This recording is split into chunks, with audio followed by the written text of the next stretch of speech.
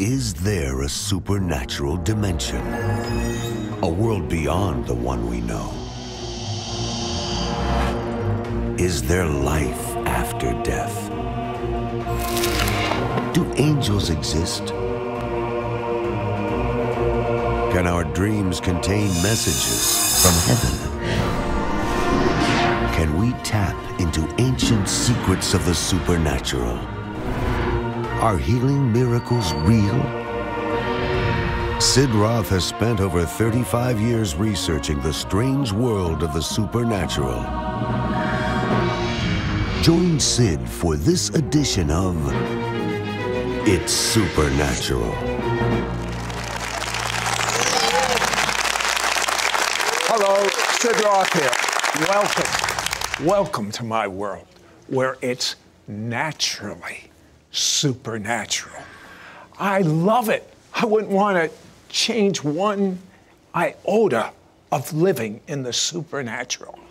My guest went to a spirit-filled church, young man, and he saw such excess.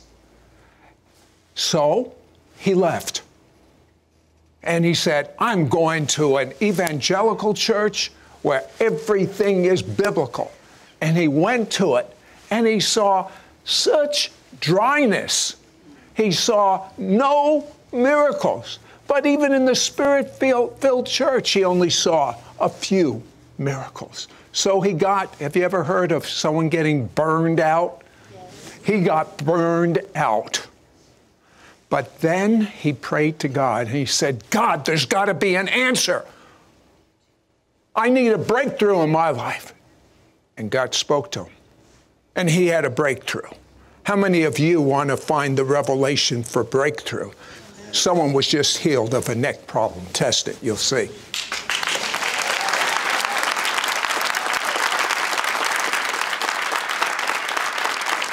Larry Sparks, at age 16, became a believer in the Messiah.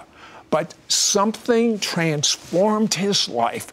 He went to a dynamic congregation that worshiped God, but he got something he really didn't expect. What happened?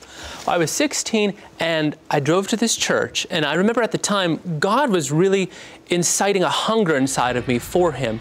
And I went, and at the time, you know, they were doing praise and worship music. They had drums and guitars, all this stuff going. And the music was a little bizarre. People were clapping their hands and raising their hands. And for me, it was so strange. But the teaching so resonated with me. I wanted to know about God, who God was. Well, and I would actually skip the music sometimes. I just didn't want to have anything to do with it.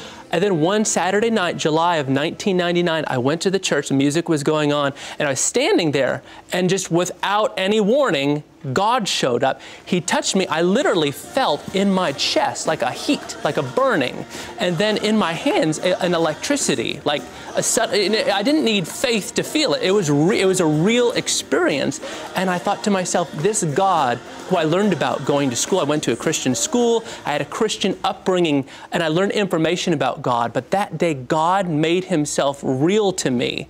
And it was a subtle encounter, but it was so supernatural, and I've actually been living out of that encounter ever since then. He showed he was real. Okay, Larry, so you go to a nice, now you get kind of used to the raising of the hands and the worship, and you go to this nice spirit-filled church, and you loved it, but after a while, there were things that began to bother you because you're kind of a theologian type, and as things have to be in the Word. What was bothering you? Well, God was turned into a formula. God, the God who I experienced as a person, the God who touched me and I felt the heat, felt the electricity, this church culture kind of turned him into a formula where they went to the Bible, and it was all about finding things in the Bible where you could pray something and pray a promise just to get whatever you want, need, or desire from God. It was amazing how much emphasis was placed, not just on getting money, but how God almost became like a vending machine, like Santa Claus. Like you gave him your list in prayer, and you basically said, God, get me this stuff. I heard one person say, well, God is like a Aladdin's lamp. You just rub it and you get anything you want. I mean, what is this? Yeah. Well, what happened is I left kind of this hyper faith type of church, and I ran the opposite direction. I said to I remember me and my wife saying, we don't want to have anything to do with that kind of stuff. In fact, when we'd go to other kind of charismatic, spirit-filled churches and hear that same language, we'd run away screaming, just because it's like, we don't want that. So we went to other churches where there was a strong theology of the cross, of forgiveness of sin, of knowing that we're right with God, of righteousness, and those things are necessary, and I celebrate them. But what was not there was faith to see God do anything for us today. So they believed that you'd get healed, maybe. They believe you'd get a breakthrough, maybe. But ultimately, if you don't get it now, it's okay, because you'll get it when you get to heaven. So they prayed prayers like, if it be thy will, God's will is mysterious. You never know what God's going to do now. All you need to do is just trust Him, and whatever happens will happen. And I just knew in my heart, that just didn't settle it for me. I knew there are certain things that the Bible said God will do. And if we stand on what He said, if we believe what He says, we can actually see those things happen with confidence. So, he has this one extreme, no intimacy with God, just rules and regulations. He goes to the other extreme, just the rules, and he doesn't know what to do. So what do you do when you don't know what to do? You pray to God. That's what you did. Yeah, what happened? Yes. I said, God, what does faith look like? And the Lord had me on a journey of actually going through the Bible, going through the Gospels, and looking at healing. I think the Lord really wanted to reignite a fire in my heart that I encountered when I was 16, know that He is real and that what He said He will do. So I went to the Bible. That's what I did. I said, God, what do you define faith as? And then He took me to a story in the Gospels that changed everything for me. There was supernatural revelation, and He gave me actually a definition, a picture, an actual picture of what true Bible faith looked like.